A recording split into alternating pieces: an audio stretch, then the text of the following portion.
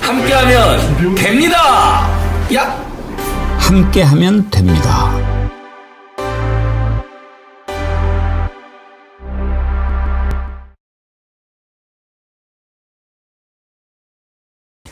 여러분 안녕하십니까? 백운기입니다. 국민의 눈이 다시 지기현 판사에게 쏠리고 있습니다.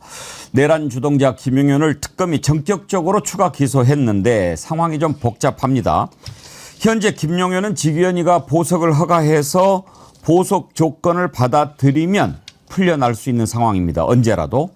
다만 자신이 26일 구속기간이 끝나기 때문에 보석 결정 받아들이지 않고 있는데 만약 다시 구속될 가능성이 커지면 언제든지 달아날 수 있습니다. 또 하나 문제는 특검이 추가 기소한 사건도 지기현이 맡을 가능성이 크다는 데 있습니다. 김용현에게 보석을 허가한 지기현이 영장을 발부할지도 궁금한데요.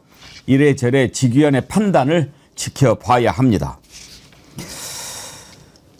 내란 재판부가 내란 동조 세력이 아닌가 국민이 이렇게 의심의 눈길을 거두지 않고 있는데 만약 이번에도 지기현이 허튼 짓을 한다면 국민들이 그냥 두고 보지 않을 겁니다. 지금 국민은 그때 국민 아니거든요. 현명한 판단을 기다려 보겠습니다. 두 눈 똑바로 뜨고 지켜보겠습니다. 생방송 백운계 정치 1번지 출발합니다. 여러분들이 지금 신비복숭아 정말 많이 사랑해주고 계시는데요. 얼마나 사랑해주고 계신지 제가 말로만 설명드리면 덜 실감날 것 같아서 화면을 좀 보여드리도록 하겠습니다. 이게 어제 농가에서 정어리몰에서 주문해 주신 신비복숭아를 포장해서 차에 싣고 있는 모습인데요. 상차라고 하죠. 어마어마하죠. 이 큰 트럭에 정말 수많은 박스들이 실리고 있습니다. 벽돌인 줄 알았어요. 지금 순간. 벽돌을 싣고 다녀 차에서. 와. 이 신비복숭아 이 동네가 지금 아주 경제가 있습니다. 저렇게 정어리몰에서 여러분들이 사랑해 주시는 신비복숭아 이렇게 상차하는 모습을 보여드리면 좋아하실 것 같아가지고 준비를 했는데요. 고맙습니다. 이렇게 하면 또 지금 경북 쪽에선가요? 그쪽에서 많이 이렇게 신비복숭아 재배하고 있는데 도움이 많이 되겠죠. 항상 정어리몰은 상생을 기치로 하는데 가장 좋은 제품을 가장 싸게 연결을 해서 드리기 때문에 소비자도 좋고 또 판매하는 사람도 좋고 정어리TV에도 좋고 이렇게 윈윈윈 한다 그 말씀을 드립니다. 신비복숭아가 좋은 거 뭐 맛있기도 한데요. 지금 향기가 아주 막 진동을 하더라고요. 어제 까보니까. 근데 1년에 딱 2주만 나오기 때문에 지금 놓치면 또 1년 기다려야 됩니다. 아주 향기가 좋고 이번에 신비복숭아 구매하신 분들한테는 또 이창명주 파란 리보치 위에 이렇게 예쁘게 올려 있더라고요. 그것도 다시 같이 드리니까. 변함없이님 신비복숭아 출시된 후에 매년 사 먹어요. 겉은 천도지만 맛은 백도 황도 맛이라서 신비합니다. 가격도 괜찮으네요. 예, 이렇게 또 리뷰를 남겨주셨는데 고맙습니다. 신비복숭아 정말 영패밀리 의원님 신비복숭아 받았는데 단내가 진동합니다. 어제는 향기가 참 좋더라고요. 그러니까 이걸 전 처음에 바로도 먹었는데 약간 후숙해서 드시면 더 향기가 좋다는 것을 알 수 있습니다. 그렇게 드시기 바랍니다. 신나는 금요일입니다. 금요일 함께 하실 패널 소개하겠습니다. 김유정 전 의원님 어서 오세요. 오늘 빨간색 멋져 보여요. 네. 네. 빨간색 한 방울이 딱 들어간 다음부터 저희가 빨간색을 자유롭게 입을 수 있습니다. 그런 것 같아요. 빨간색도 자유스럽고 이제 태극기도 우리 것 됐잖아요. 네. 빼앗긴 태극기를 되찾은 느낌. 김종욱의 탄탄TV 김종욱 전 민주연구원 부원장님 어서 오십시오. 네, 안녕하세요. 저는 예. 빨간색을 다른 곳에다 착용을 했습니다. 어디에다가 했습니까? 말씀드릴 수 없습니다. 양말입니까? 뭐 김종욱 원장님은 주식 투자한 거 있어요? 왜 이렇게 표정이 좋아요? 아니요, 그렇지 않고요. 국민들이 예. 주식시장이 좋아지게 되면 국민들이 돈 벌고 또 주식시장이 커지게 되면 기업이 투자 여력이 생기고 그럼 우리 경제가 좋아지고 나라가 좋아지면 기분이 좋죠. 코스피가 오늘 3,000선을 돌파했는데, 야, 제가 이렇게 보니까 막 1995 막 넘어가서, 2995 3천 넘겠다 했더니 3천을 뚫었어요. 이게 2022년 1월 이후 3년 5개월 만이라고 하는데 이렇게 좀 세상이 달라지는 거죠. 야, 코스피 3천선 많은 사람들이 손꼽아 기다리던 순간일 텐데 김서구님 머피의 법칙 내가 사면 떨어진다. 박영식 앵커님 예. 지난주에 고마웠습니다. 아유, 아닙니다. 저 즐거웠습니다. 예, 네. 지난주 금요일 제가 하루 휴가를 냈는데 우리 작가님이 반응이 너무 좋았다고 예. 앞으로 한 달에 한 번씩은 쉬라고. 저희는 매주를 얘기했었는데 그게 한 달을 바뀌었나 보네요. 그 듣는 순간 감사해야 되는지. 아이고. 예. 아닙니다. 또 고맙습니다. 돌아오셔가지고 너무 감사하죠. 김영남 전 의원님은 오고 계시고요. 정필성님 오늘 정어리 신규 구독자도 3천 목표하시죠? 아, 예, 좋으신 말씀입니다. 둥이님은 정어리 100만 돌파 그러셨는데 예, 그렇게 한번 가보십시다. YS님 좋아요 눌러요 뭐라고 하기 전에 제발. 제가 꼭 뭐라고 합니까? 아이고 참 부탁드리는 거죠. 예, 즐거운 금요일입니다. 자, 3천 돌파 기분 좋은 소식인데 뭔가 그 달라지는 게 막 이렇게 느낌이 오지 않습니까, 김유정 의원님? 네, 뭔가 변화가 이렇게 꿈틀꿈틀 거린다고 해야 될까요? 또 동시에 이제 뭔가 좀 정상으로 돌아가는구나, 제자리로 돌아가는구나 이런 느낌을 곳곳에서 저희가 그냥 뼛속까지 느끼고 있는 것 같은 그런 생각이 드네요. 뭐 돌아와서 그 G7 오시자마자 22일 날 지금 여야 그 대표들 회동을 또 관저에서 하잖아요. 오찬 회동을. 그런 것도 그렇고 그게 비빔밥 오찬에 이어서 자주 전화드리고 또 자주 뵙자고 6월 4일 날 취임 선서 한 날 그렇게 얘기를 대통령이 하셨는데 그게 이어지는 것 같아서 굉장히 마음이 좀 훈훈하죠. 이런 거 보면서 국민들이 조금 안심하게 되잖아요. 의지하게 되고. 그런 마음이 좋은 것 같습니다. 세상이 달라지고 있다라고 하는 것을 보여주는 지표가 유머가 늘어났다 하는 것일 것 같아요. 유머는 여유에서 나오지 않습니까? 이재명 대통령이 캐나다 갔다 와가지고 공항에 이렇게 도착을 했는데 강훈식 비서실장 보고 그랬다면서요. 나 없는데 좋았다며. 아니 근데 그건 진짜 좋습니다. 저도 청와대 생활해봐서 아는데 대통령이 계시는 청와대 공기랑 대통령이 계시지 않는 청와대 공기는 달라요. 근데 거기다가 이재명 대통령이 워낙 속도를 강조하는 스타일이지 않습니까? 그러니까 일의 강도가 되게 중요하고 지금은 또 위기 상황으로 보니까 그러니까 지금 비서실장 입장에서는 잠깐의 숨을 쉴 틈을 얻으니까 그 만면의 미소. 근데 또 그걸 또 확인을 해가지고 내가 오자마자 웃었다면서요? 얘기를 확인 사살을 하니까 저는 뭐 그런 게 예를 들면 말씀하신 여유인 거고 어떤 아무리 국민을 위해서 힘들게 일하더라도 그런 잠깐의 여유를 통해서 일하는 보람을 느낄 수 있는 상황이어서 3년 동안 볼 수 없는 광경을 우리는 지금 매일매일 목도하고 있다. 그렇죠. 네네. 그런 그 듭니다. 유머가 이렇게 자연스럽게 흐르는 게 분위기가 달라진 걸 느낀 거죠. 그런데 박영식 앵커님 만약에 그렇게 이야기할 때 강훈식 실장 뭐라고 이야기해야 돼요? 예, 이제 행복 끝입니다. 뭐 이렇게.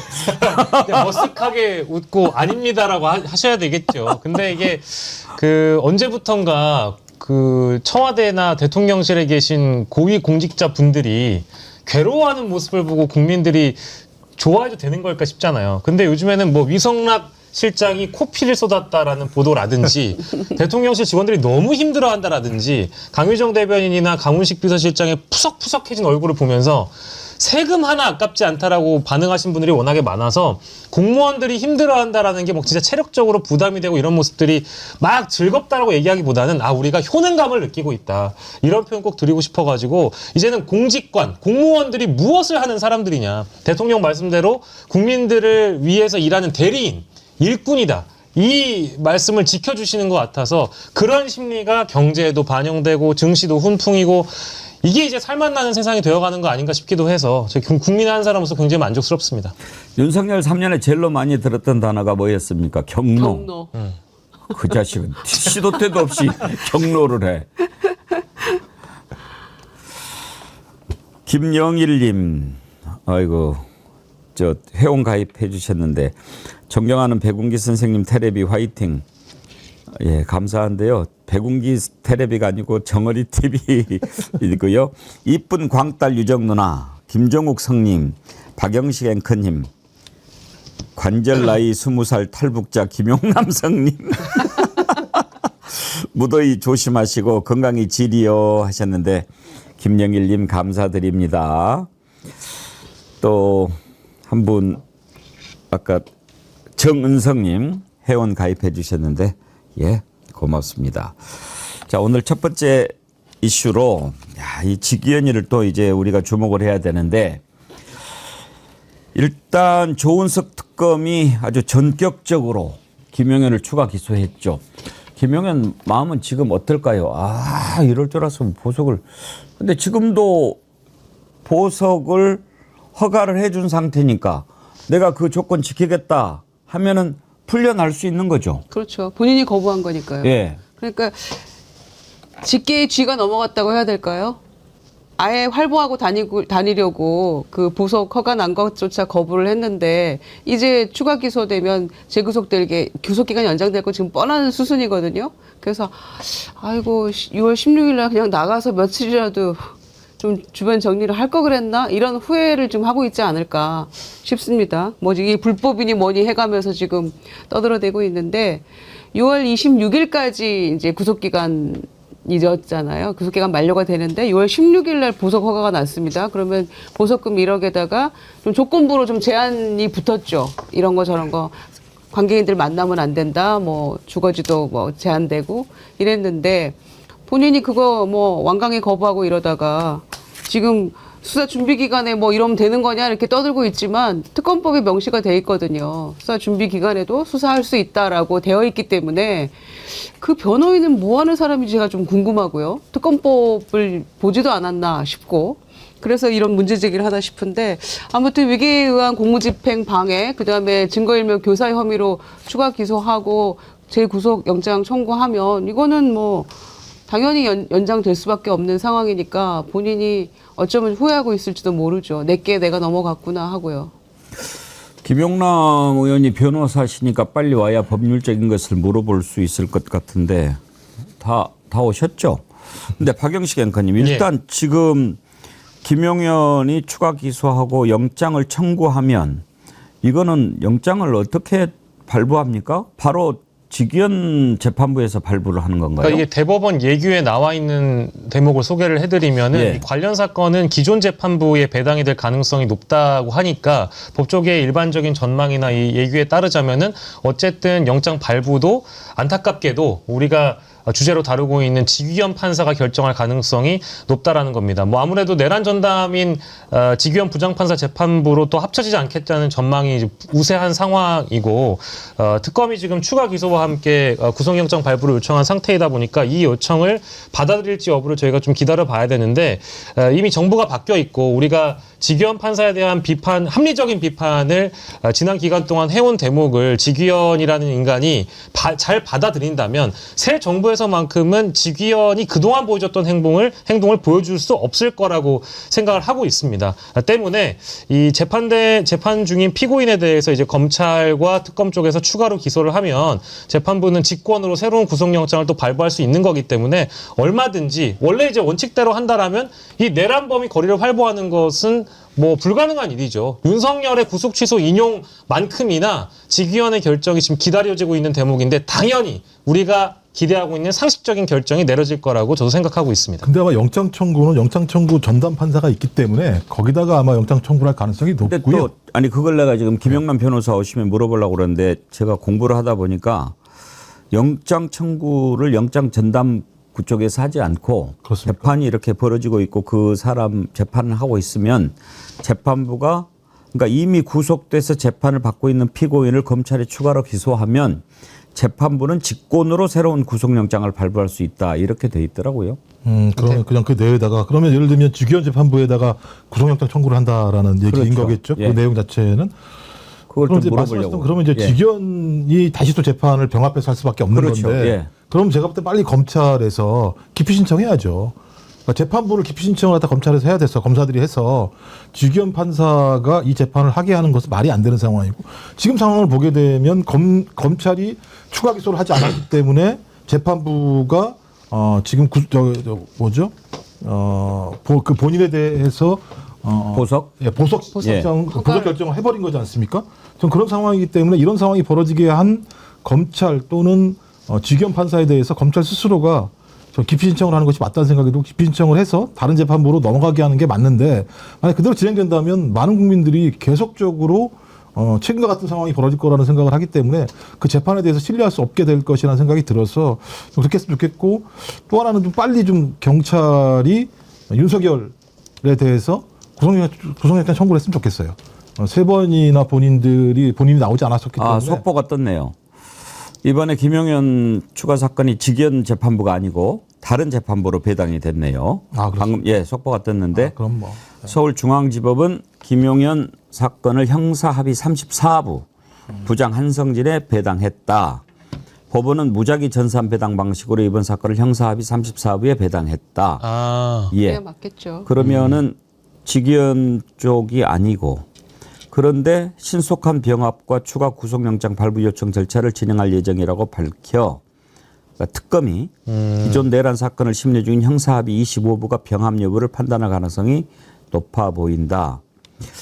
그러니까 지금 직위원이 가고 있는 것은 형사합의 25부고 이번에 김용현 지금 새롭게 추가 기소한 것은 공무집행 방해 및 증거인멸 교사 혐의 사건인데 이건 형사합의 34부에 배당을 했다는 겁니다. 따로 이렇게 가는데 이걸 병합할 거냐? 이것은 그렇죠. 또 본다는 거죠. 결정을 해야 되는 거겠죠. 예. 직위원이를 이제 국민들이 주목을 하고 있는데 이제 문제는 김종국 원장님 보석을 본인이 허가를 한 상태잖아요. 그런데 추가 기소가 됐어요. 영장을 발부를 해야 된다. 이런 경우에 본인 스스로 충돌이 되잖아요.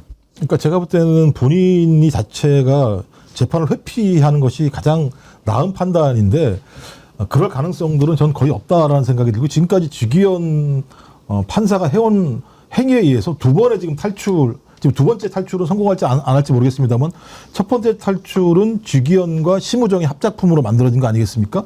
그래서 어떤 구속영장 청구를 갖다가 일 단위가 아니라 시간 단위로 최초로 바꿔서 내보냈고 심우정은 즉시항고를 하지 않음으로써 1차 탈출이 벌어져서 많은 국민들이 엄청난 예를 들면 분노에 쌓였던 거고 지금도 마찬가지입니다만 검찰이 추가 기소하지 않아서 재판부가 보석 결정을 하게 되고 그것에 대해서 또 김용현은 아니다. 나 조금 있으면 나가는데 내가 왜 보석 결정을 받겠냐고 거부를 하고 나 1억 안 낼게 뭐 이런 식이지 않습니까? 이런 상황이 벌어졌음에도 불구하고 직위원 재판부가 이 재판을 계속하게 된다면 아까도 말씀드렸습니다만 내란 재판에 대한 국민적 신뢰를 얻을 수 없는 상황일 수밖에 없고 좀 그렇다면 좀 법원에서 뭐 그런 선례가 많지 않다고 하더라도 직권으로 재판부를 따로 배당하는 것 자체가 국민들을 위한 법원이 할 수 있는 최소한의 양심적인 결정이라는 생각이 드는데 또 이제 그렇게 따지고 보면 또 조희대 대법원장을 비롯한 기존의 대법관들을 또 신뢰할 수 없는 측면들이 분명히 있어서 앞으로 어떤 상황으로 갈지 알 수 없겠습니다만 어떤 형태로든지 내란 우두머리와 내란 주요 임무 종사자 같은 경우는 밖으로 활개치는 게 아니라 감옥 안에서 재판 수사를 받는 게 맞다. 그래야지만 증거인멸의 우려들도 적고 국민들 같은 경우도 안심하고 재판 과정을 지켜볼 수 있다는 생각이 들어서 그렇게 했으면 좋겠습니다만 쉽지는 않은 상황으로 가고 있다 이런 판단은 듭니다. 예, 김영남 의원님 오셨으니까 법률가니까 좀 여쭤볼게요. 지금 우리가 오기를 기다리고 있었어요. 일단 김용현이 추가 기소해가지고 구속영장을 만약에 청구를 하면 기존의 영장 발부하는 것처럼 영장 전담 판사가 심리해서 발부하는 겁니까? 아니면은 이 직위원 재판부나 지금 보니까 형사합의 34부에 배당했다라고 하는데 그쪽에서 영장을 심사합니까? 그러니까 통상의 경우에는 그 추가 기소잖아요. 이거는 추가 기소를 하게 되면 검찰에서 기소하면서 병합 신청을 합니다. 그러니까 기존에 재판을 하던 거하고 합쳐달라는 거를 하고 그러면 통상의 경우에는 병합이 되거든요. 예. 병합이 되면 이게 구속되어 있는 상태에서 추가 기소하면서 연장 형태로 가기 때문에 영장 전담 판사가 아닌 기존 재판부에서 이제 영장을 연장을 해주거든요.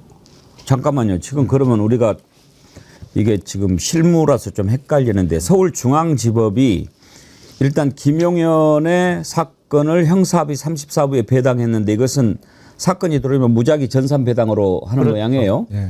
근데 이걸 이제 형사합의 34부에 배당을 했는데 특검이 신속한 병합과 추가 구속영장 발부 요청 절차를 진행할 예정이다. 이렇게 밝혔기 때문에 예.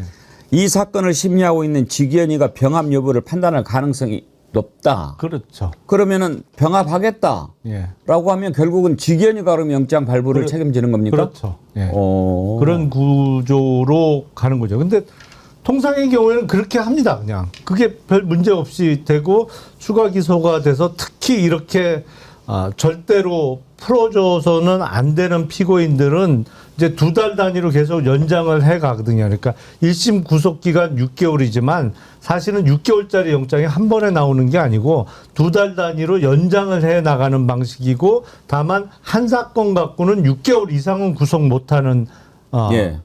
방식이거든요. 우리 구속 방식은.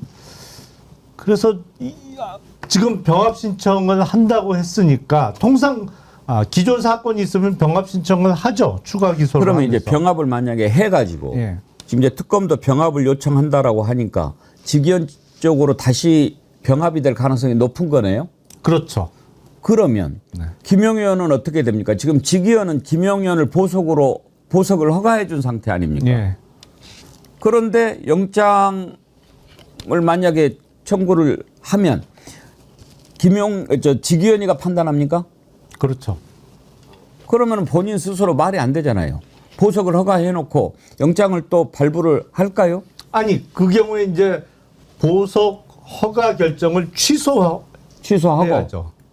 이 추가건이 들어왔으므로 사실은 그 보석은 앞서 기소된 내란 사건과 관련해서 1심 구속 기간 6개월이 다 돼가기 때문에 그러니까 우리 법률상은 6개월 이상은 절대로 구속을 못 시켜놓게 돼 있거든요. 한 사건 갖고는. 예. 그러니까 구속 만기가 다 돼가니까 보석 형태로 풀어주려고 했던 건데 이게 일단 기본적으로 정상적인 재판부라면 예. 근데 추가 기소권이 떴잖아요. 그러면 다시 2달 단위로 3번까지 6개월을 더 구속 상태에서 재판할 수 있게 된 겁니다. 그렇다면 판단을 해야죠. 이게 풀어졌을 때 그러니까 그야말로 보석을 허가해 줄 사유가 있느냐. 풀어줬을 때 도주나 증거인멸의 염려가 없고 보석을 허가해 줘야 되는 사유에 해당되느냐. 근데 이건 이른바 국사범이란 말이에요. 예. 다른 죄도 아니고 그 내란범이에요. 그럼 판단을 해야죠. 그러니까 추가건이 없을 때는 6개월 이상은 절대 우리 법상 구속을 못 시켜놓게 됐으니 풀어준 상태에서 재판을 할 수밖에 없지만 추가건이 들어왔기 때문에 이거로 앞으로 6개월을 더 구속해 놓을 수 있는 거고 법률적으로는. 그래서 구속의 필요성 여부에 대한 판단을 해야 되는 건데 정상적이라면은 구속을 연장해야죠. 그러면 이렇게 정리를 합시다. 왜냐하면 지기현이가 정상이냐 아니냐 우리가 이걸 헷갈리기 때문에 지금 진도가 안 나가는 그렇죠. 거잖아요. 그런데 정상적인 상태라면 어떻게 되는가 예. 하는 것을 먼저 보고 네. 비정상적인 것은 따로 논의를 해야지 이야기하다가 이놈이 정상이 아니니까 막 이렇게 되면 이제 진도가 안 나가잖아요. 예. 일단 우리가 지기현을 정상이 아니라고 보는 게 날짜 계산도 아니고 시간 계산해가지고 풀어주고 그다음에 윤석열이 저렇게 돌아다니는데도 재구속하지 않고 그리고 또 룸사롱 가서 삼겹살 구워 먹고 뭐 이런 것을 보면 정상이 아닌 거 아닙니까? 뭐 일단은 이름은 예. 그걸로 봤을 때는 그런데 정상적인 절차라고 한다면 그리고 이번에도요 지금 우리가 지기현을 정상적이라고 봤을 때는 보석을 허가한 게 구속기간 만료가 돼서 나가버리면은 더 안 되니까 오히려 상식적으로 보석의 조건을 달아서 내보내야 다시 구속을 할 수도 있는 여지가 있으니까 보석을 허가해 준 거라고 우리는 보는 거죠. 예, 뭐. 예. 그런데 지기현이가 정말 그랬을까는 궁금한 거고. 그러면 이제 이런 상황에서 만약에 김용현이가 지금 보석이 허가된 상태잖아요. 예. 병합해서 구속영장 발부해서 추가로 구속을 또 할 것 같아서 나 그러면 오늘이라도 1억 내고 그 조건 지킬게 하고 받아들여버리면 김용현 나가는 거 아닙니까? 근데 이미 기소가 됐기 때문에 그 경우에는 앞선 건으로는 보석하더라도 뒤에 기소된 거로 구속영장 발부하면 되죠. 그러니까 영장을 발부를 하기 전에 예. 지금 영장 청구를 아직 안 한 상태 아닙니까? 근데 보석은 허가가 나 있는 상태 아닙니까? 예, 예, 예. 그러니까 나 지금 나갈란다. 이렇게 하면은 어떻게 되냐 이거예요. 아, 그러니까 구속영장은 아직 안 들어온 상태에서 보석 허가 조건을 이행을 해버리면 이행하겠다. 아, 그러면은 사실은 아직 구속영장이 안 들어와 있기 때문에 풀어줘야 되는 거 아닙니까? 풀어줘야 되는 지금 허가가 상황이죠. 나 있는 상태잖아요. 근데 본인이 안 하겠다고 항고를 지금 한 상태 아닙니까? 근데 나 항고 취하하고 나갈 거야 라고 하면 그러면 법률적으로는 보석으로 나가는 상황인 거죠. 그래서 빨리 직연 재판부가 그걸 취소하라고 얘기를 하고 있는 거죠. 아, 그렇죠. 그 경우에는 네. 그 빨리 보석 취소를 취소를 해라. 할 수 있어요. 재판부에서. 보석 취소를 안 하니까. 그렇죠. 그게 문제인 거죠. 오른쪽으로 하겠죠. 오늘 중으로요? 빨리 영장 청구를 어제 해야죠. 해야죠. 반바지 입고 또 돌아다니는 거예요? 김용현이도 반바지가 있나요? 있겠죠. 그 지금 거의 뭐 내란 수계와 중요임무 종사자 1, 2가 반바지 입고 돌아다니는 모습을 우리가 지켜봐야 될 그런 황당한 상황이 올 수도 있겠는데 우리가 이런 것을 걱정을 해야 된다는 게 참 황당하지 않습니까? 그리고 이게 보면 특검법의 내용과도 직위원 판사가 지금까지 재판해온 거랑 충돌해요. 특검법에 의하면 모든 재판은 1심 6개월 이내에 결정을 한다. 2심과 3심은 3개월에 결정한다고 돼 있거든요. 특검법 안에. 근데 직위원 보면 막 2주에 한 번씩 재판하잖아요. 아, 그렇죠. 그 속도로 하게 되면 1심을 절대 결정을 낼 수 없게 재판을 벌였어요. 그러면 이 얘기는 뭐냐? 1심, 그러니까 6개월 이내에 1심을 할 생각이 전혀 없이, 그러니까 작정을 하고 재판했다고 볼 수밖에 없는 거거든요. 이 중대한 사안, 6개월 내에 1심에서 판결이 나지 않으면 말씀하셨던 것처럼 그냥 풀어줘야 되는 상황인데, 풀어주는 사람이 누구냐? 내란의 주요 임무 종사자인 거예요. 근데 재판을 그렇게 했단 말이에요. 근데 이 사람이 어떤 형태로든지 다음에 특검에 의해서 추가 기소가 돼가지고 이 사건을 진행을 하게 됐을 때 직위원 판사가 6개월 내에 1심을 한다는 보장이 없는 상황이잖아요. 그러니까 그게 참 답답하긴 한데 이거를 재판을 이렇게 진행할 사건은 전혀 아니죠. 김영남 의원님 보시기에 법률가로서 지금 직위원 재판부가 김용현, 윤석열 재판을 얼마 만에 한 번씩 하고 있지 않습니까? 지금 윤석열이 일주일에 한 번씩 하는데 이게 정상적입니까? 아니면 좀 느슨한 겁니까? 느슨하죠. 아니 다른 사건이라면 이렇게 재판을 진행할 수도 있어요. 한데 이거는 가장 중요한 사건이잖아요. 그리고 내란 사건을 그 직위원 재판부에 배당을 하면서 다른 사건 추가 배당을 안 하고 있는 상황이란 말이죠. 그럼 빨리 끝내야죠. 일주일에 뭐 2번이든 3번이든 재판을 해서. 지난번에 조희대가 이재명 대표 처리할 때처럼 그렇게 속도를 내야 되는 거 아닙니까?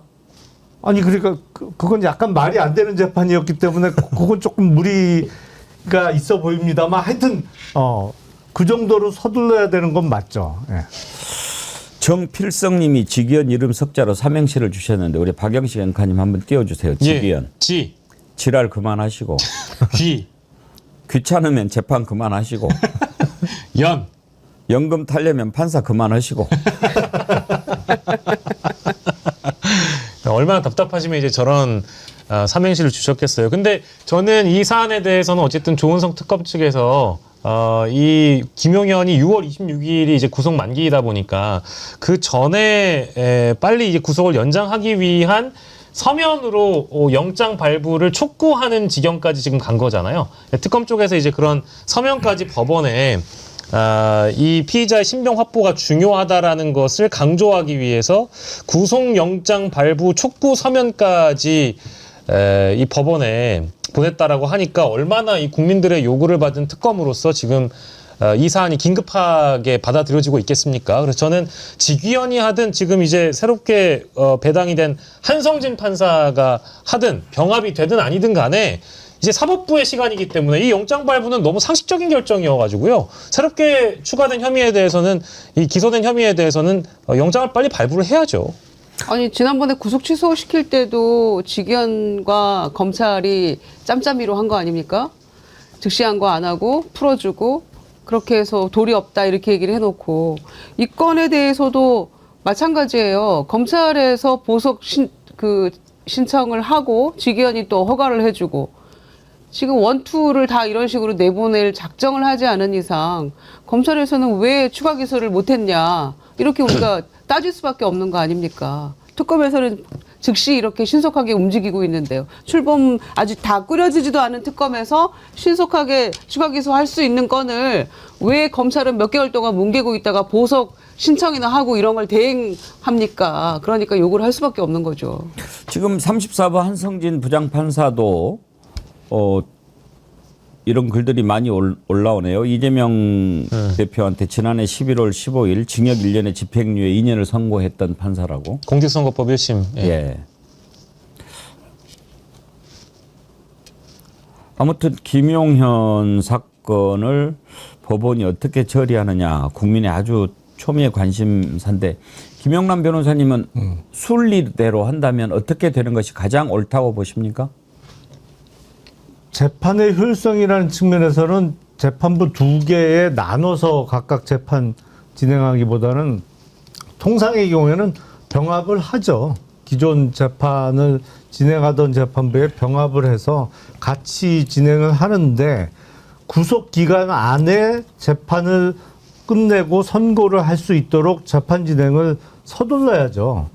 그건 당연한 상식인데 지금 법원도 그렇고 검찰도 그렇고 이게 상식하고 잘 안 맞게 돌아가고 있어서 근데 지금쯤은 정신 차리지 않았을까요?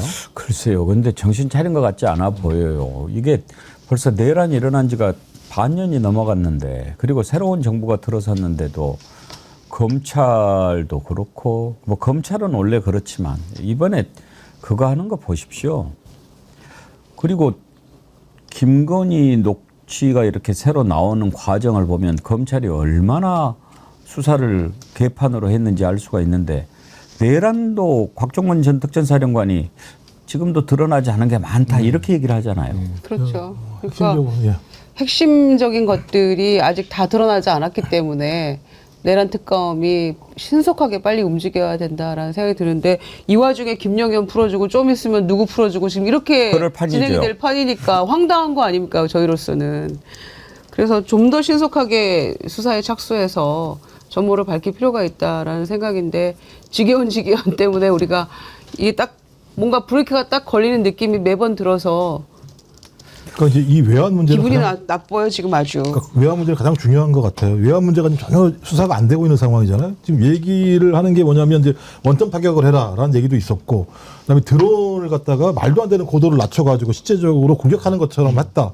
그다음에 아파치 헬기 같은 경우도 마찬가지입니다만 자기들 스스로가 왜 이렇게 하지? 이 정도 상황이 되게 되면 전쟁이 발생할 수도 있는 장면들이 있는 건데 이게 아파치였고 드론 같은 경우도 소위 북한에 있는 고위직들이 있는 곳에 아래로 하강한 것이 있었고 그다음에 연평도에서 포격 훈련을 하는데 거의 뭐 상상을 초월할 정도의 포격 훈련을 했던 내용들이 다 확인되고 있는 거지 않습니까? 그래서 지금 드론사 같은 경우, 그다음에 이 내란의 가장 주요한 핵심적인 역할을 했던 방첩사 같은 경우, 여기에 대한 수사가 전혀 진전되지 않고 있다라고 얘기하고 있는 상황인데, 이 사람들이 밖으로 줄줄이 나오면 뭐 하겠습니까? 이렇게 우려가 되고 있는 상황들에 대한 증거인멸을 조직적으로 할 수밖에 없는 상황이지 않습니까? 근데 이 조직적인 증거인멸을 검찰과 주기현 판사가 방임한다라고 하는 것, 방조한다라고 하는 건 실제로 이 사람들이 내란의 공동체라고 하는 부분들을 스스로 자인하는 거나 마찬가지 상황인데 이걸 우리 국민들이 내두고 받을 수가 있는가라고 하는 근본적인 문제가 있어서 말씀하신 것처럼 빨리 가둬야 될 것 같고요. 빨리 가둬야지만 저는 말씀하신 것 직위원 재판부에 병합을 한다고 하더라도 특검법에 의하면 6개월 내에 1심 판결을 내야 되니까 결정을 낼 수밖에 없는 상황이어서 빨리 좀 구속수사가 다시 추가로 돼가지고 국민들이 좀 안심했으면 좋겠다 이런 생각이 듭니다. 근데 김영남 의원님 특별재판부를 설치한다든지 내란과 관련해서 재판부를 따로 설치하고 이럴 수는 없나요? 그거는 특별재판부는 쉽지 않은 문제죠. 사실은 그거는 특별검사까지는 우리가 법을 만들어서 하고 있습니다만 특별재판부는 그게 법률로서 가능한지는 좀 따져봐야 됩니다. 그거는 그러니까 우리 헌법상에 물론 이제 그 헌법상의 그 법관에 의해서 재판을 받을 권리가 있기 때문에 특별재판부도 법관으로 구성하면 된다는 의견도 있고 아니면 개별 사건을 위한 특별재판부는 헌법에 반한다는 의견도 있기 때문에 그거는 조금 논의가 한참 진행이 돼야 될 겁니다. 근데 대한민국의 역사가 이렇게 정신 이상한 판사 하나에 의해서 좌지우지 돼서야 되겠습니까? 지금 또 김용현도 그렇지만 지금 윤석열에 대해서도 지금 3차 출석도 거부하지 않았습니까? 예. 그러면 경찰이 영장을 신청을 할 것 같은데 만약에 윤석열에 대해서 영장을 신청하고 검찰이 청구하면 이것도 직위원회가 발부합니까? 그거는 아니죠. 그거는 아니죠. 아, 이건 다릅니까? 예. 그건 지금 구속 상태가 아니고 나와 있는 상태니까. 그건 예. 영장 이거는 전담 별도로 판사가, 영장 전담 판사가 지금 윤석열이 세 번째 출석 요구도 불응했거든요. 예.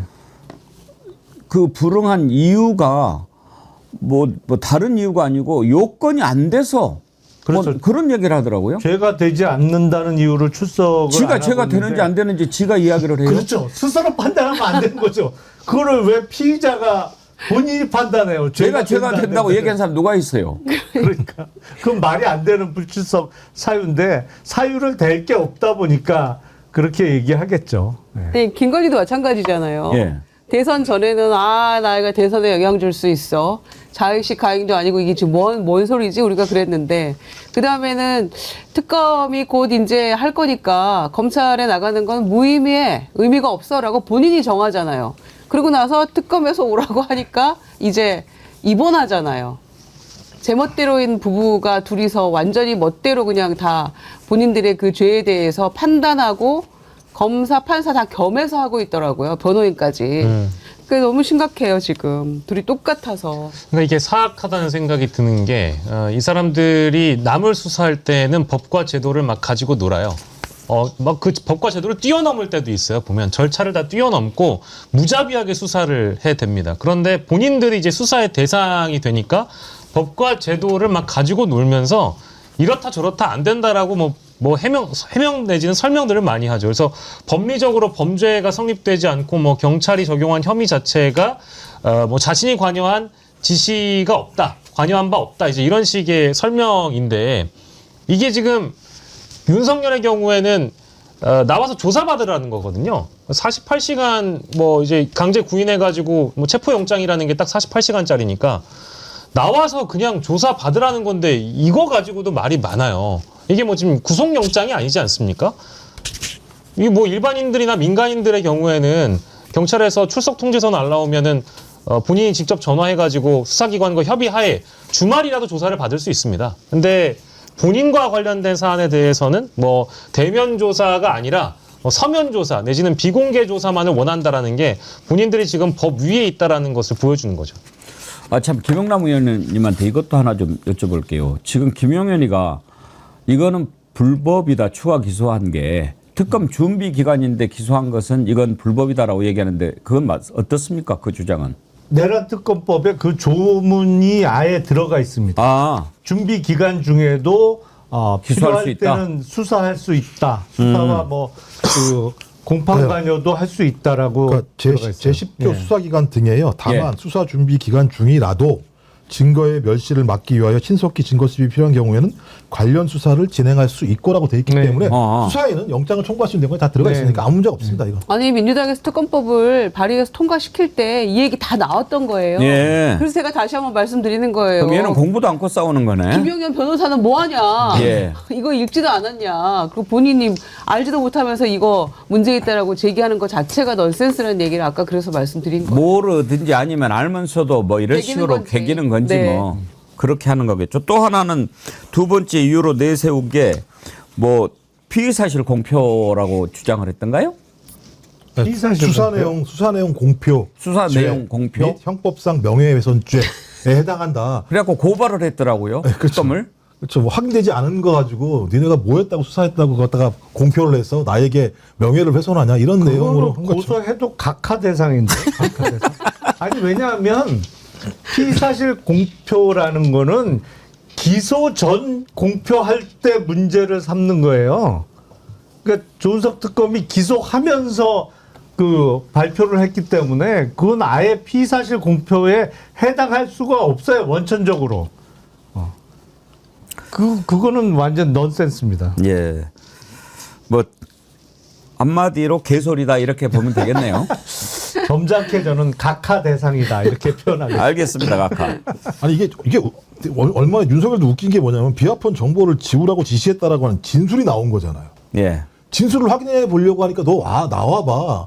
맞는지 안 맞는지 확인해. 했더니 나는 그런 지시를 한 적이 없어. 그걸 물어보려고 한다니까 우리가. 확인을 하는 그러니까 거예요. 나와서 얘기를 하라고 그랬더니 난 지시한 적이 없어. 말도 안 되는 얘기만 왔다 갔다 하는 상황이 벌어진 거예요. 그러면 이럴 때 구속영장 청구하죠.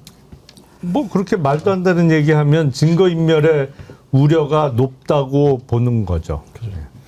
자, 이제 아무튼 뭐 특검이 이렇게 전격적으로 또 시작하고 뭐 이러는 걸 보면서 우리가 기대를 갖고 있는데 오늘 내란 특검보가 발표가 됐습니다. 지금 내란 외환 사건을 수사할 내란 특검은 특검보가 6명인데요. 오늘 아침에 조은석 특검이 6명 명단을 공개를 했습니다.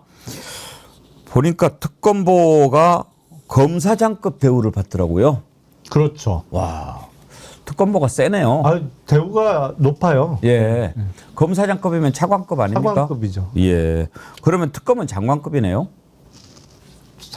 특검이 장관급이던가 고검장급이던가 약간 헷갈리는데 장관급이었던 것 같기도 하고요. 예, 아무튼 그냥 특검보 대우죠, 뭐. 예, 뭐 그런 급이 뭐가 중요하겠습니까? 그렇죠. 많은. 근데 특검보 이번에 임명된 사람이 검찰 출신 김형수, 박억수, 박지영, 박태호 변호사 그리고 이윤재 명지대 교수, 경찰 출신 장우성 변호사 이렇게 6명인데 혹시 김영남 의원님 아는 사람 있어요? 그 앞부분 세 사람은 아는 것 같은데요. 김형수, 박억수, 박지영. 예. 어떤 분들입니까? 다 열심히 하고 예. 일도 잘하고 그랬던 사람이죠. 아마 박지영 변호사는 그 전에 제가 법무부 근무할 때 법무부에 같이 있었던 거로 제가 기억을 어렴풋하게 하는데 이게 벌써 한 17, 8년 전 일이라 약간은 가물가물해요. 박지영 특검보는 여성입니까? 예. 이분이 이제 공보 업무를 담당한다고 그러네요. 대변인을 하는 거죠. 그때 검찰 일과 근무했던 그 검사 아닌가 싶어요. 예. 29기라고 하네요. 맞는 것 같은데요. 그런데 이번에 조은석 특검이 서울 고검의 사무실을 튼다고 해서 왜 그쪽으로 가냐 이렇게 비판하는 말들이 꽤 많던데 의원님은 어떻게 보세요? 저도 약간 의외였어요. 왜냐하면 기존에 우리가 특검을 여러 차례 한 바 있습니다만 한 번도 검찰청 청사 내에 특검 사무실을 마련한 적은 없었거든요.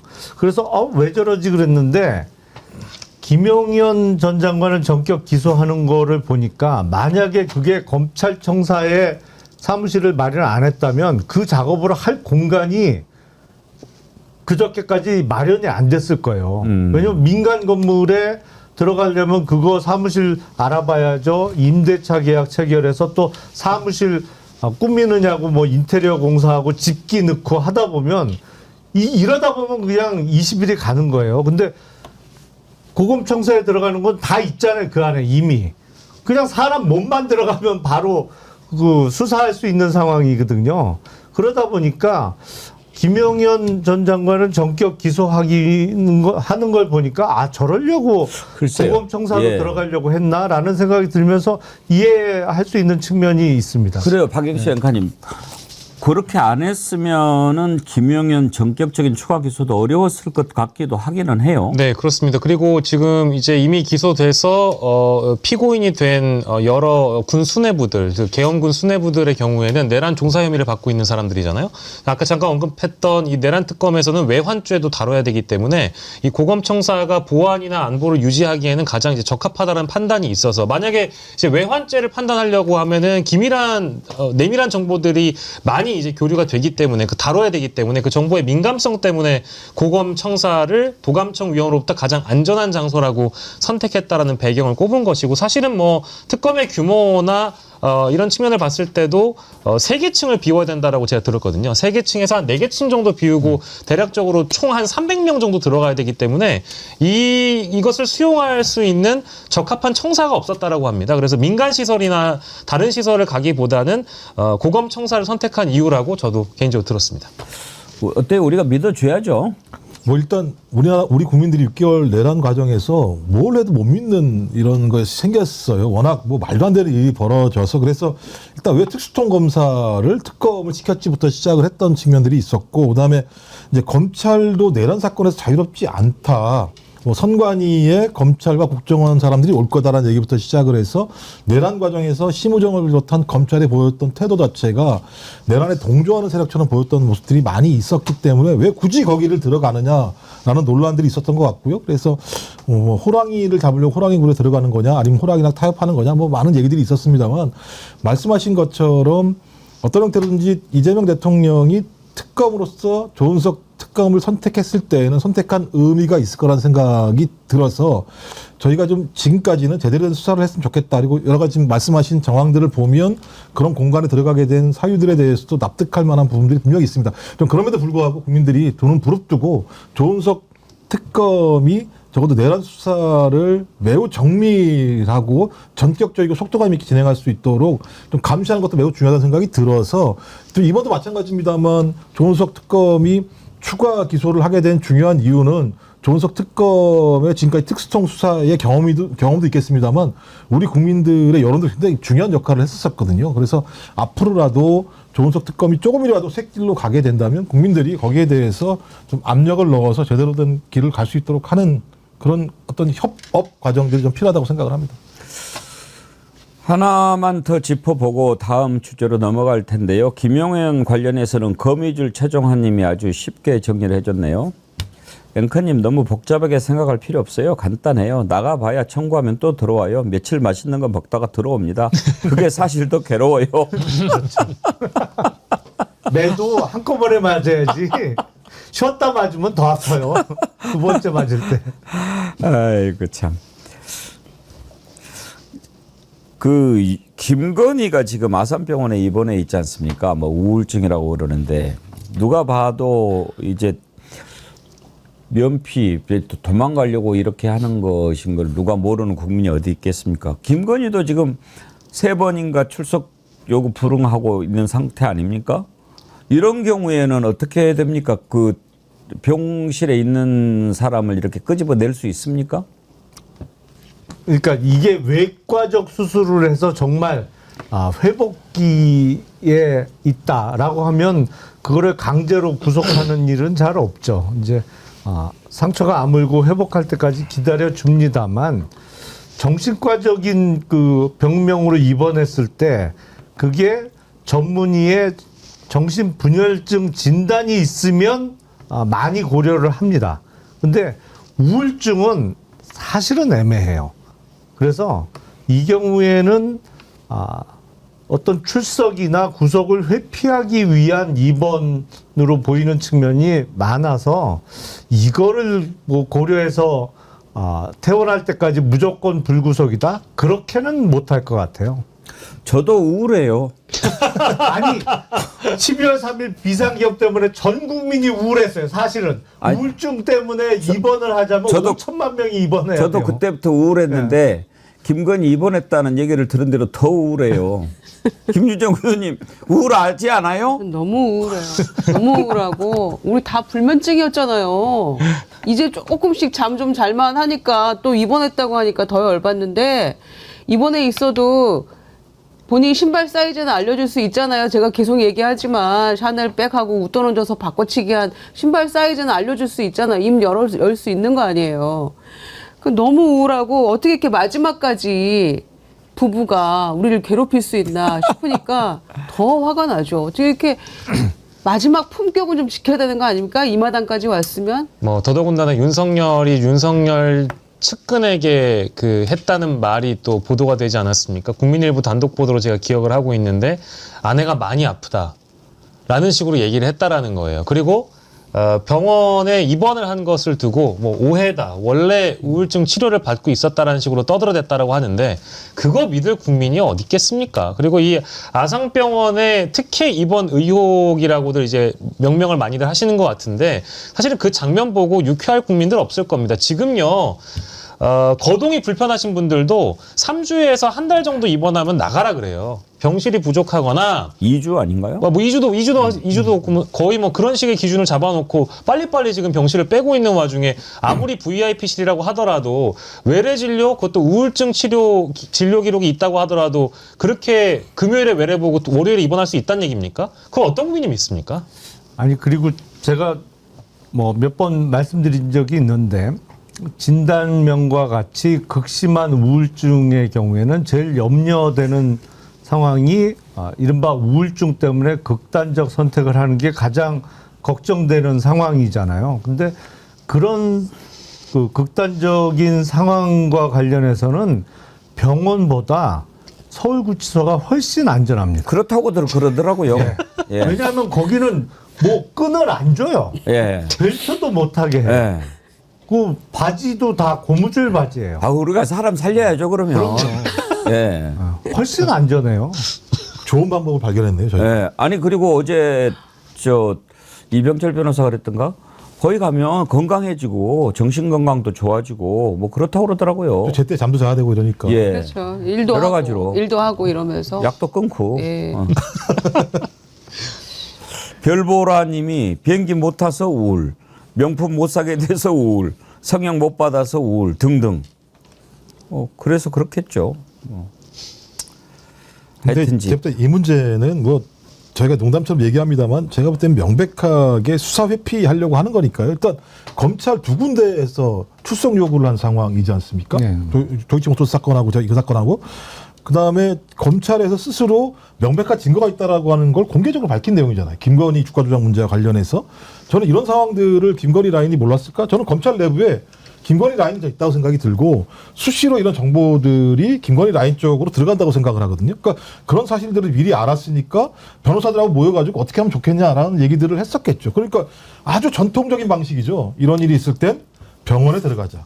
병원에 들어가서 2주간 시간을 벌고 내부에서 이런 다양한 얘기들을 통해서 그 다음 스텝을 밟자라는 얘기를 했는데 제가 볼 때는 지금 나오고 있는 증거가 검찰에서 나오고 있기 때문에 명백한 것 같아요. 이건 그냥 빼박 증거들이 나오는 상황이어서 김건희 씨가 아무리 병원에서 숨어 있으려고 하더라도 갈 길은 말씀하셨던 것처럼 감옥일 수밖에 없다라는 생각이 저는 지금 흐름 자체가 그렇게 가고 있다고 생각합니다. 이거 하나만 더 짚어봅시다. 지금 특검이 이제 윤석열, 김건희 여러 가지 다 털어낼 텐데 문제는 이번에 주가 조작 관련해서 4년 만에 뭐가 나왔잖아요. 그게 뭐 저절로 나왔겠습니까? 애들이 안 찾아니까 그렇겠죠. 그래서 민주당의 김병기 원내대표가 그동안 김건희를 비호해온 정치검찰은 특검의 수사를 받아야 한다. 4년 동안 주가 조작 사건을 수사하고도 김건희를 무혐의 처분했던 검찰이 특검이 출발하자마자 새로운 녹취 증거를 우연히 찾았다고 한다. 지나가던 소가 웃을 일이다. 이렇게 이야기했는데 이 검찰 수사 특검이 할 수 있죠? 그거야 뭐 물론 그 관련 사건으로 해서 예. 특검의 수사 범위가 그 명시되어 있는 16개 사안인가요? 그거를 수사하다가 발견한 범죄 혐의에 대해서는 수사를 할 수 있기 때문에 할 수 있죠. 그러면 이제 김영남 의원님이 만약에 그게 특검이라고 생각합시다. 지금 정당인이라서 특검 자격이 안 되겠지만. 예. 근데 검찰을 상대로 이제 수사를 만약에 하게 되면 예. 너 왜 이거 그때 저기 안 했어? 그랬어. 내가 뭐 실력이 부족해서 이렇게 나올 거 아니에요. 그런 것을 고의적으로 이것을 안 찾았다, 찾고도 숨겼다 이런 것을 밝혀낼 수 있나요? 그거는 이제 그 수사 라인이 있잖아요. 밑에 검찰 수사관도 있고 수사 검사 위에 이제 결재 라인, 부장, 차장, 검사장이 다 관여된 사건이니까 주로 그런 경우에는 직권 남용 혐의가 적용될 가능성이 높습니다. 그러니까 누군가 예를 들어서 검찰 수사관이 이런 증거가 있어서 이게 기록에 첨부해야 됩니다. 그런데 야 그건 빼. 뭐 지금 만약에 이번에 발견했다라는 녹취 파일이 4년 전에도 입수가 됐었는데 법원에 증거로 제출 안 되고 어딘가 묵혀 있었다면 그건 뺀 거잖아요. 빼는 과정에서 야 이건 빼라고 했다든지 아니면 밑에서 이런 증거가 있어서 기소하는 게 맞습니다라고 의견을 올렸는데 안 돼. 무조건 이거는 무혐의 해야 돼. 라고 했다면 그렇게 한 사람의 직권 남용 혐의가 있는 거죠. 내지는 일부러 고의적으로 증거를 못 번쩍했다든지 하면 직무유기 혐의가 적용될 수가 있습니다. 그러니까 수사 결과를 봐야 되겠습니다만 뭐 처벌할 수 있는 죄명은 있어요. 아니요, 이 김건희 특검 16가지 중에 맨 마지막이 뭐냐면 각 사건에 대한 조사, 수사, 방해라고 예. 하는 게 들어가 있어요. 그냥 무조건 이건 수사할 수 있는 내용인데 2021년도 7월 달 검찰 압수물품 목록에 뭐가 나와 있냐면 매매 보조자료 녹음 파일 녹취서라고 하는 그러니까 압수 물품 목록에 있는 거예요. 거기에 보면 미래에셋 대우가 들어가 있어요. 그러니까 제가 볼 때는 이걸 확인해 봐야 되는 거죠. 그 목록에 들어가 있었으면 그 내용을 이미 검찰은 알고 있었는데 지금까지 뭉갰으면 수사 방해가 되는 거기 때문에 명백한 대상이 되는 측면이 있고 또 하나는 김주현 민정수석과 김건희가 비화폰으로 통화했다는 내용이 있잖아요. 이것도 마찬가지입니다만 요거 같은 경우도 김주현 불러가지고 수사할 수 있는 거죠. 전 그래서 제가 볼 땐 지금 검찰에서는 아마 다 자료를 가지고 있는 것으로 보는 게 맞지 않을까 저는 그 생각이 들어요. 예. 이때 어제 SBS 단독 보도를 보면 그 녹취 파일을 받았다고는 하는데 당시에 기존 수사팀이 녹취 파일 중에 김건희 것만 빼고 다 받았답니다. 일부러? 예, 그러니까 그건 이제 일부러인지 모르겠는데 검찰이 받은 자료에는 김건희 육성 녹음 파일이 포함되지 않았고 다른 인물들의 녹취만 있었다는 거예요. 그러니까 이 미래에셋 대우 쪽에서 받은 녹취 파일에는 당연히 압수수색 대상에 포함이 되어 있는데 지금 방금 교수님 말씀 주신 것처럼 근데 도이치모터스 주식 매매 기록을 포함해서 녹취 파일을 받을 때 김건희 육성만 빼고 받은 거예요.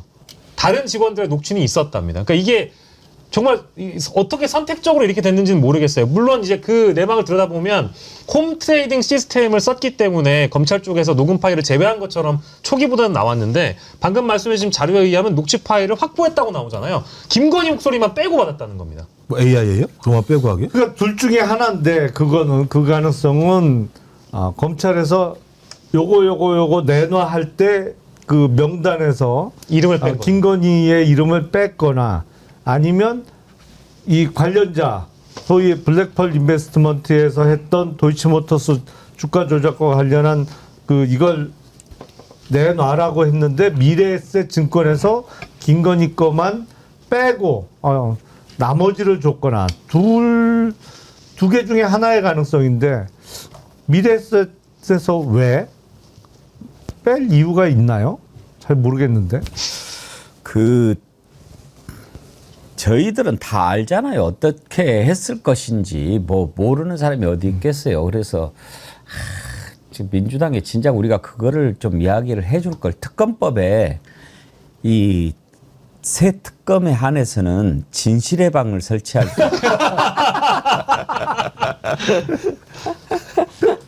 CCTV 없는 진실의 방에 진실의 방을 설치하고 특검보로는 반드시 마동석을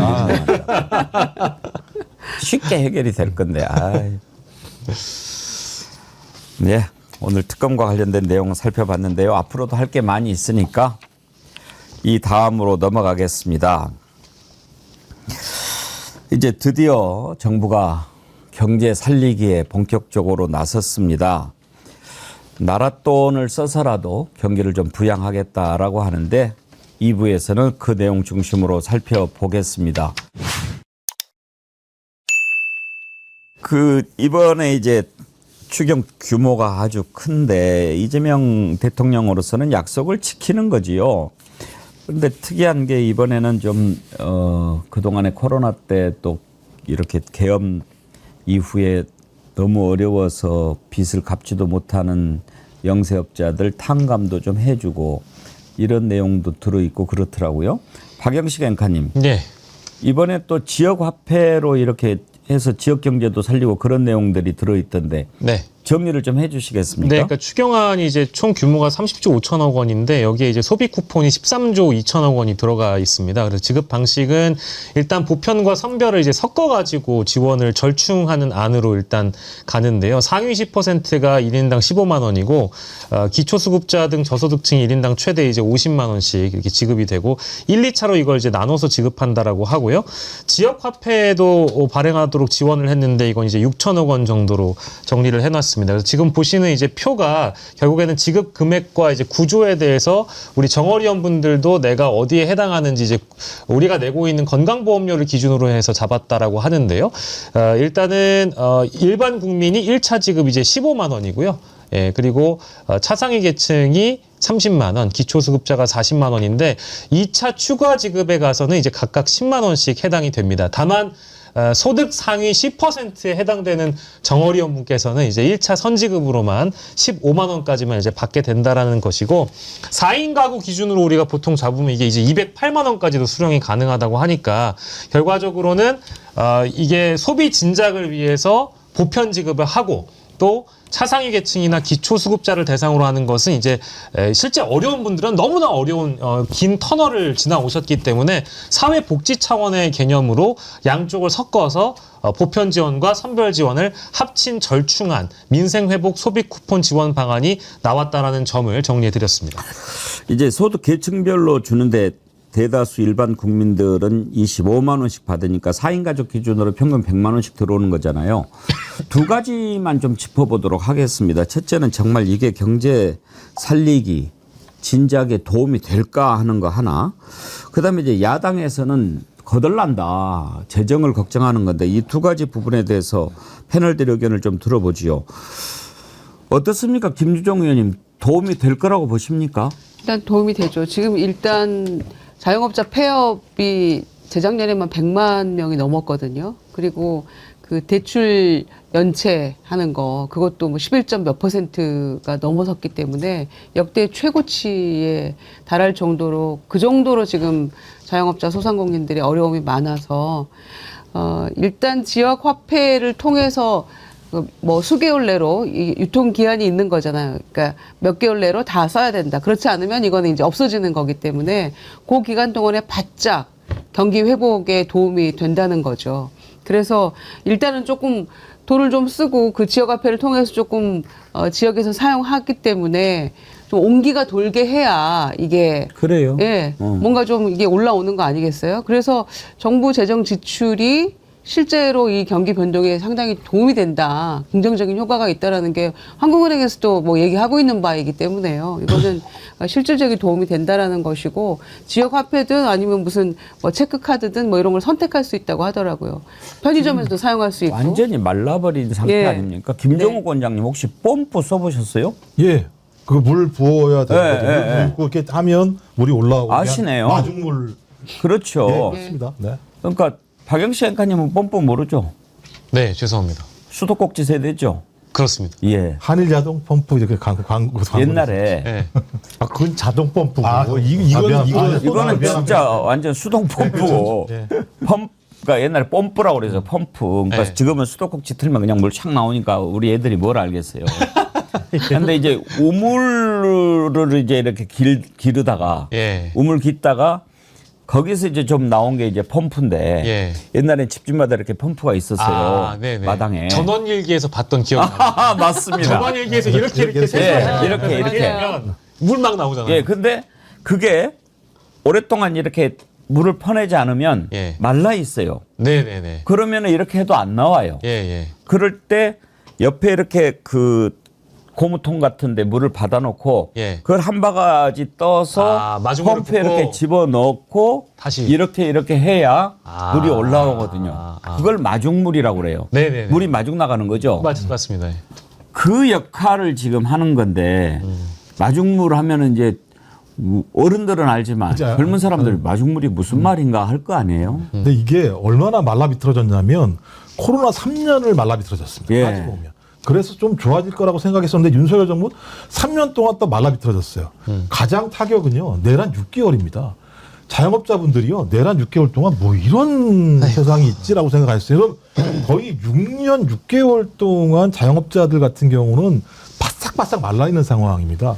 바싹바싹 말라 있으면 거기서는 아무것도 키울 수가 없어요. 그냥 죽음의 땅밖에 안 되는 상황이고 거기다가 마중물을 부었을 때 그 땅에서 느끼는 감도라고 하는 건 상상을 초월하는 거겠죠. 그리고 말씀하셨던 것처럼 돈이 없는 분들 같은 경우 소위 그 자기 집에 100만 원이라도 들어오게 되면 그걸 저축하는 게 아니에요. 쓰실 수밖에 없는 상황이거든요. 그럼 그 돈이 돌고 돌겠죠. 우리가 저번에 그 대선 과정에서 뭐 승수효과 이런 얘기가 나왔던 것처럼 돈이 돌고 도는 과정을 통해서 경제가 온기를 느끼게 되고 경제 흐름이 좀 올라오게 되면 기업들도 투자를 하게 되는 일이 벌어지고 또 여기에 결합돼서 주식시장과 결합되게 되면 훨씬 더 우리 경제가 선순환할 수 있는 과정들로 갈 수밖에 없기 때문에 저는 매우 중요하고 이것만 하는 게 아니잖아요. 할인 쿠폰도 있고 그다음에 지금 보니까 채무 조정도 하게 돼서 그러니까 매우 어려웠던 분들 같은 경우가 채무를 거의 예를 들면 탕감해 주거나 아니면 채무를 조정해 주는 일이 발생하게 되면 다시금 뭔가 새로운 일을 할 수 있는 여력들이 만들어질 수 있고 거기다 또 일자리 중에 하나인 건설경기 같은 경우도 활성화할 수 있는 기금이 가기 때문에 한 초반 한 6개월 정도 같은 경우는 우리 경제가 땅에다가 진짜 그야말로 마중물을 부을 수 있다는 생각이 들고요. 그 기간 동안 정부는 또 새로운 방법을 통해서 경제가 활력을 찾을 수 있는 정책들을 투사해야겠죠. 저는 매우 중요한 정책이라는 생각이 들고 저에게 매우 일대 전환기라는 생각이 듭니다. 이런 내용 자체가. 근데 이제 국민의힘에서는 그러다가 국가 재정 거덜난다. 네. 포퓰리즘이다. 이렇게 비판을 하거든요. 어떻게 생각하십니까?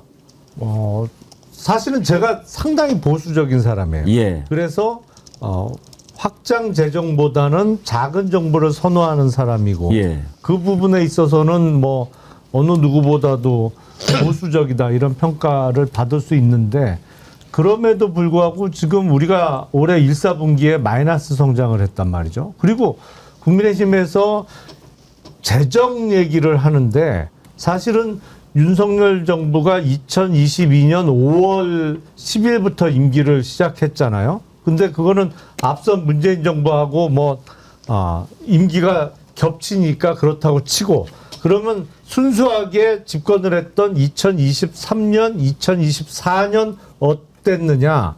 그때 딱 2년 만에 세수 결손이 88조가 났어요. 그러니까 그 얘기는 뭐냐면 우리가 예산을 짤 때 세입을 예상을 하잖아요. 세입에 맞춰서 세출을 짠단 말이죠. 근데 이 정도 세금이 들어올 거야 라고 생각을 하고 예산안을 짰는데 2023년도에 거의 60조 가까이 세수 결손이 발생했고 24년도도 그래요. 그러니까 두 해 합치면 거의 90조 가까운 돈의 세수 결손이 났어요. 그러면 그건 어떻게 해야 돼요? 결국에 다 국채 발행입니다. 그 세출을 세입에 맞춰서 잡아놨는데 경기가 워낙 안 좋으니까 세수가 준 거잖아요. 뭐 부가가치세도 줄고 법인세도 줄고 이러면서 세수 결손이 나면 결국에 그거는 국채 발행으로 이어질 수밖에 없고 국채 발행은 뭐예요? 결국에 국민의힘이 그렇게 걱정하는 국가 채무의 증가예요. 2022년, 24년 딱 두 해 만에 90조 가까운 그 펑크가 났는데 그거에 비하면 이건 규모가 훨씬 작아요. 그러니까 재정 부담을 얘기하면 당신들이 집권했던 직전에 어떻게 해놨냐 그 얘기하면 아무 할 말이 없어요. 확실하게 떨어지는 말씀인데요.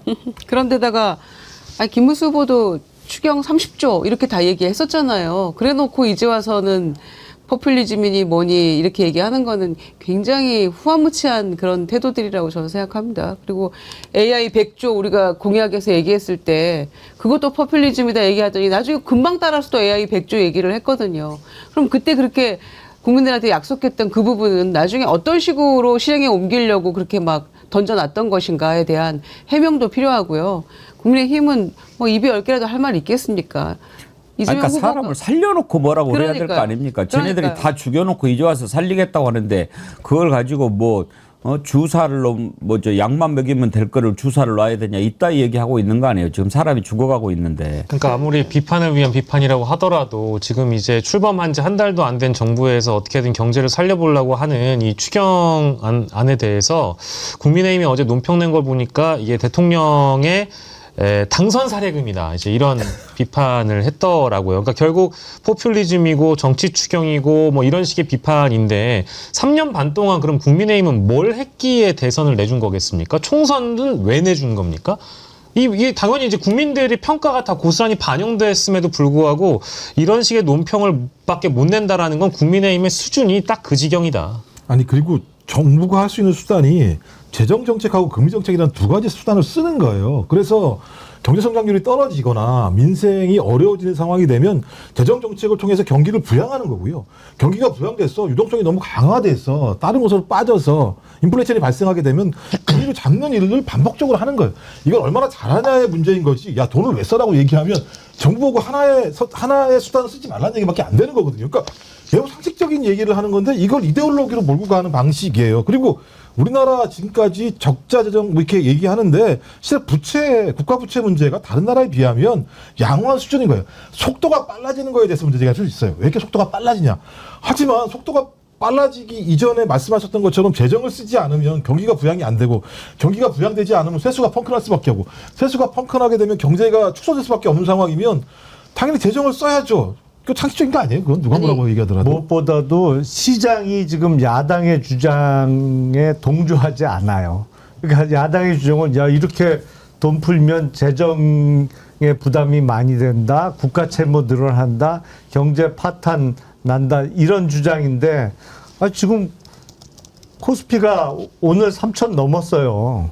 그러니까요. 지금 시장이 보여주는 그 반응이 야당의 주장에 동조하지 않아요, 절대로. 그런데다가 국민의힘에서 이거 돈 풀어서 이거 물가 오르면 너네 어떻게 하려고 그럴라 이렇게 계속 억지를 부리잖아요. 근데 윤석열이 임명한 한국은행 이창용 총재가 얘기했잖아요. 크게 지장 없다. 올해도 지장 없고 내년에도 올라봐야 0.1% 오를까 말까다 이렇게 얘기를 했기 때문에 지금 판판이 무너지고 있는 거예요. 국민의힘의 이 억지 주장들이. 본인들이 내란 때문에 우리가 이렇게 더 어려워졌는데 거기에 대해서 입 다물고 사과는 못할 망정 껌껌이 시비 거는 거는 아직도 정신 못 차렸다는 반증인 그러니까 거죠. 저는 이런 민생회복 지원금에 대해서 뭐 사사건건 딴지를 거거나 비판하시는 분들은 그냥 받지 않으셨으면 좋겠어요. 만약에 그러니까 저는 정말 건설적인 제안을 드리고 싶습니다.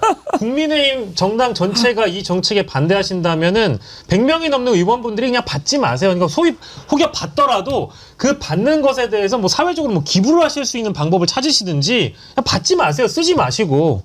그럼 되는 거 아니겠습니까? 사실 지금 그 시장의 반응을 얘기하셨는데 코스피가 이렇게 올라가는 것도 바로 이런 것으로 경제가 살아날 거라고 하는 기대 심리가 반영된 거 아니겠습니까? YS리님 드디어 코스피 3,007포인트 소방차 불러야 될 듯요. 그러셨는데 이거 올리신 뒤로도 지금 올라가지고 지금 현재 3,008.59예요. 예, 계속 지금 치솟고 있습니다. 이런 것들이 다 지금 시장의 반응 아니겠습니까? 또 이런 반응도 있어요. 멀씨님. 김유정 의원님 빨강 자켓 어디서 샀나요? 너무 이쁘네요. 알려주세요.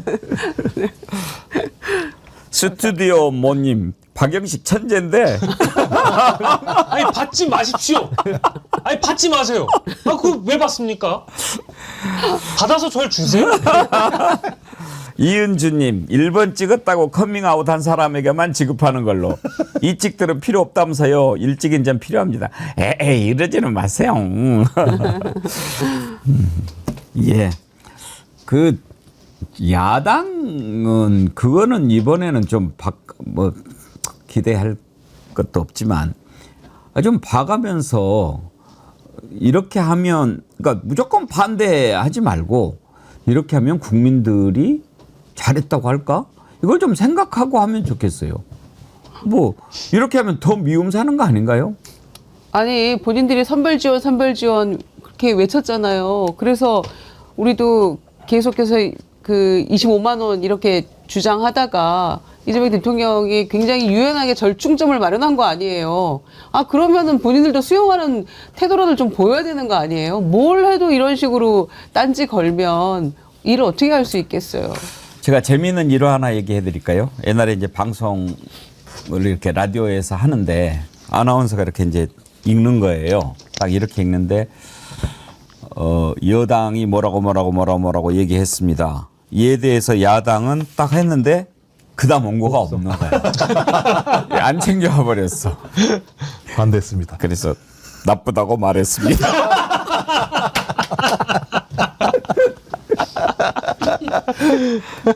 그 방송 사고죠?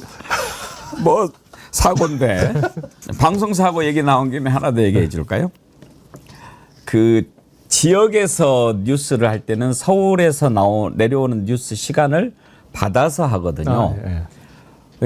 지금은 이제 끝날 때 이렇게 같이 봤는데 옛날에는 아침 뉴스를 할 때 잠깐 잘랐다가 다시 서울로 올려 보내는 식으로 편성이 돼 있었어요. 그러니까 서울에서 예를 들어서 아침 뉴스를 이렇게 진행하다가 중간에 한 5분 정도 지역 뉴스를 하고 다시 이제 서울로 올려서 또 서울에서 마무리하는 걸로. 그러다 보니까 이 시간을 잘 못 맞추면 방송을 하다가 잘라야 되는 경우가 있어요. 그러면은 이제 앞에서 PD가 막 이러는 거예요. 그 이제 자르라는 거예요. 급히. 좀 더 길게 하면 또 이렇게도 하기도 하고. 그런데 하필이면 그때 날씨를 이렇게 이제 마지막 원고가 이렇게 됐는데 내일 날씨, 아니, 오늘 날씨는 뭐 이렇게 했는데 막 이렇게 내일 전해드리겠습니다. 오늘 날씨를 내일 전한다고. 야, 그 짤로 만들면 재밌게 했는데. 방송사고 재미있는 게 많죠. 백운기 방송사고도 유명한 거 있죠. 뭐 네, 의자 넘어진 거 사건 25시에서. 제일 유명한 장면이죠. 혹시 궁금하신 분들은요. 백운기 사건 25시 찾아보세요. 그러면 의자 넘어지는 거 나오는데 예, 그거 항상 연말에 방송사고 베스트 10에 꼭 나옵니다.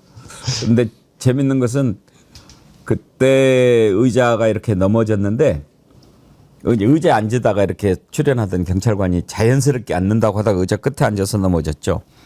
그 뒤로 방송국 의자가 바퀴가 없는 걸로 바뀌었어요. 네. 바퀴가 이렇게 두르륵 밀려가지고 그쵸, 잘못하면. 그래서 그 뒤로는 바퀴 없는 거. 요즘에는 또 바퀴도 고정이 되는 게 나와가지고 예. 여긴 바퀴네요? 별일이 다 있습니다. 예. 무슨 얘기하다가 여기 왔죠? 아, 여긴 바퀴라고.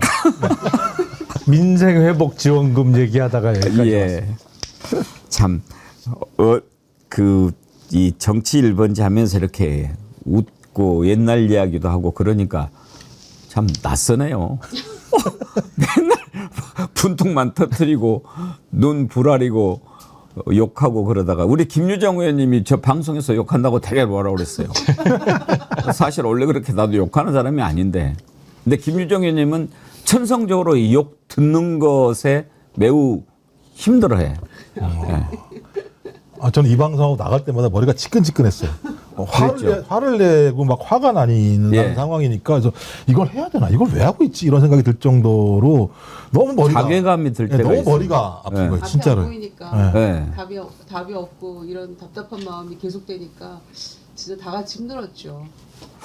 뭐 하고 있지 막 이런 생각 들잖아요. 네. 그리고 아무리 해도 이렇게 보이지 않을 때. 맞습니다. 근데 저는 그런 생각이 들 때마다 이제 제가 뭐 그렇게 대단한 게 아니고 그런 걸 생각하면서 참았어요. 옛날 독립운동 하셨던 분들, 아, 그렇죠. 민주화 운동 하셨던 분들. 그러니까 우리가 1945년에 일본이 패망하면서 해방이 됐는데 1943년부터 45년 사이 그 2년 기간에 창씨 개명한 사람이 제일 많았다는 거 아닙니까? 그러니까 일제 36년이라고 하잖아요. 30년 넘어가고 35년 넘어가니까 이제 희망이 사라진 거지. 아, 독립 되겠어? 그러면서 이제 그때 변절자가 제일 많아지고 창씨 개명하고 완전히 그냥 절망하고 그랬다고 하는데 민주화도 마찬가지죠. 닭 모가지를 비틀어도 새벽은 온다라고 할 때 그걸 정말 믿는 사람과 또 이미 그때 변절해가지고 갔던 사람 그런 사람들이 많잖아요. 근데 문제는 그렇게 변절했던 자들이 또 잘 살고. 그렇죠. 네. 그나저나 정진석은 경찰이 지금 조사 안 해요? 조만간 하겠죠. 수사 대상이니까 뭐. 예. 하겠죠. 아니 내란도 내란이지만 그 대통령실 개판 쳐놓고 간 거 그거 고발되지 않았나요? 복귀 목령 내려버리고 막 다 물건 빼. 정말 나쁜 자식이에요. 진짜 말이 안 되죠. 아니 국회 부의장까지 했던 사람이잖아요. 국회 부의장을 했던 자가 대통령한테 국회 가지 말라고 이야기했다는 거 아닙니까? 본인 입으로. 말이 안 되는 거죠. 그래서 정무수석 시켜놓고 뭐 잘할 거다 막 이런 얘기까지 했던 사람인데 그리고 비서실장까지 하고. 그러니까 제일 큰 문제는요. 군 통수권자가 일을 할 수 없게 만들어 놓고 나갔다는 거예요. 그러니까 그렇게 국가안보를 중시했다라고 하는 윤석열 정부에 있는 인사들이 군 통수권자가 아무 일도 할 수 없게 만들어 놓고 거의 무덤처럼 만들어 놨다고 얘기하는 건 안보라는 것에 대해서는 일도 제가 볼 때는 고민도 하지 않았던 사람들이라고 볼 수밖에 없는 상황이기 때문에 이번 같은 사건들은 진짜 철저하게 수사를 해서 엄정한 안에 선례를 남겨야 된다고 생각을 해요. 진짜 나쁜 사람이에요. 아니 어떻게 필기도구 하나 뭐 저기도 없이 프린터도 없이 다 지울 수 있어요. 아니 그러면서 압권이 그거잖아요. 2022년 5월 10일 날 윤석열 임기 시작할 때도 청와대가 텅텅 비었었다. 아니 그때는 대통령실을 용산으로 이전했으니까 청와대가 비었지. 그러네. 그걸 갖고 뭐 니들도 그랬잖아. 뭐 그러는 말도 안 되는 소리를 했잖아요. 그게. 잠도 못 자게 하고 문재인 대통령 빨리 나가라 그러고. 자, 끝으로 짧게 그거 한번 좀 따져봅시다. 이제 다음 주 화수 김민석 총리 후보자 청문회가 있는데 지금 뭐 다른 것은 별로 드러나는 게 없는데 그 국민의힘 주진우 의원이 계속 해가지고 뭐 이렇게 재산 형성 과정을 문제를 삼고 있더라고요. 그러면서 현금 6억 원을 집에 쟁여놨다 뭐 이렇게 얘기를 하면서 사퇴를 요구하는데 김유정 의원님, 네. 현금 6억 원을 집에 쟁여놨다 이게 쌓아놨다는 얘긴데 그랬나요? 그거 자기 아들이 쟁여놓은 거 아니에요? 야, 근데 참 주진우 의원은 김영남 의원님 알아요? 검찰 시절에? 아니 같은 청에 근무한 적은 없는 것 같아요. 주진우 아버지도 뭐 검사였어요? 그랬다 그러더라고요. 예. 근데 아버지가 검사였고 본인이 검사하고 그러는데 70억씩 재산이 가능한가요? 아니 뭐 증여나 상속을 받지 않으면 그러기는 어렵죠. 근데 그 배우자가 어떤 직업이 있는지는 잘 모르겠는데 월급 모아 갖고 아무리 뭐 재테크를 하더라도 일단 그리고 그 검사 생활을 하고 그러면 주식 투자는 못 하기 때문에 월급 모아서 그 재산을 형성하기는 어렵죠.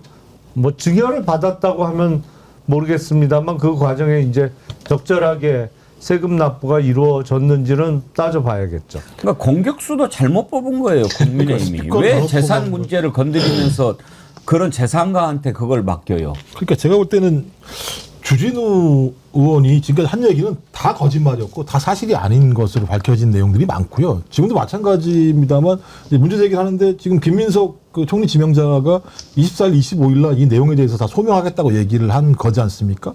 그리고 지금 본인이 번 돈, 세비는 다 그 돈을 갚는 데 썼고 정치자금법 문제 관련해서 계속 그 돈을 안 내게 되면 중과가 되니까 계속 더 많이 올라가는 상황이니까 갚을 수밖에 없었고 뭐 이런 문제가 그 관련돼 있는 거고 또 그 부인이 또 가게를 한다고 얘기하고 본인 기타 소속도 있다고 얘기하니까 말씀하셨던 것처럼 그렇게 다 빚을 갚은 거잖아요.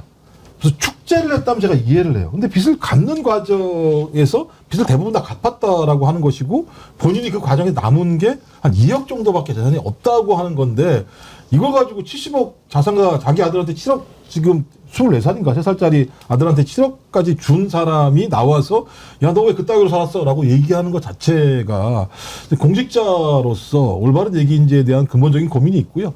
제가 볼 때는 뭐 지금 김민석 지명자 스스로가 법적으로는 아무런 문제가 없다고 얘기를 하고 있으니까 계속 국민의힘이 제기하고 있는 재산 형성 과정 이게 재산을 형성했다고 볼 수 있는지 잘 모르겠어요. 2억을 갖다 형성했다고 표현할 수 있는지 모르겠습니다만 하여튼 그 빚을 갚는 것을 어떻게 했는지에 대해서 24일날 25일날 설명하면 제가 볼 때는 해결될 문제라 생각이 들어요. 아니, 그러니까 야당한테 검증을 하지 말라는 얘기가 아니라 검증을 하면 할 수 있는데 이제 이 검증을 도덕과 윤리적 차원에서 망신 주기식의 검증이라는 것은 좀 차원이 다른 문제죠. 근데 재산 형성에 대해서 의혹을 제기하면서 뭐 전처를 증인으로 채택한다라는 방식은 저는 모르겠습니다. 정치권에서 이런 경우도 처음 봤기 때문에 이거 한낱 이제 의혹을 부풀리는 수준의 의혹 제기라고 보고 또 그 의혹을 제기하는 사람이 재산 형성 과정이 그 주진우 의원 본인이 어땠는지에 대해서도 지금 뭐 설명을 했다고는 하나 여전히 이제 국민들이 받아들이기에는 그러면 너는 잘났냐라는 식의 손가락질을 받을 만한 그런 또 의혹을 받고 있는 상황이어서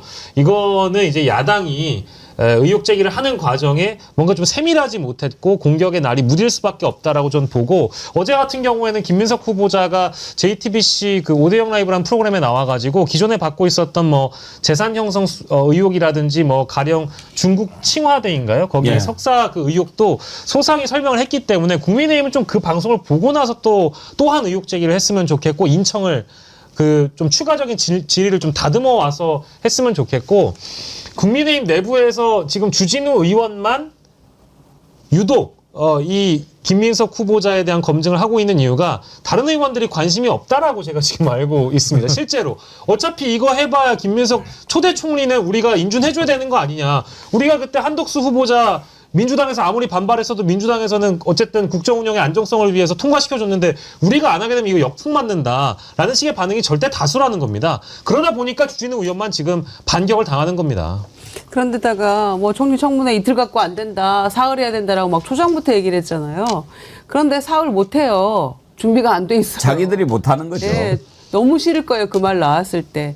칭화대 얘기 나왔는데 어제 이제 JTBC 저희 5대0 라이브 예. 김용남 의원 끝나고 단도직입에 출연을 하셨는데 그 법무부에서 출입국 기록 다 이제 가져와서 본인 들고 얘기했잖아요. 그래서 내가 그거 보고 생각이 났어요.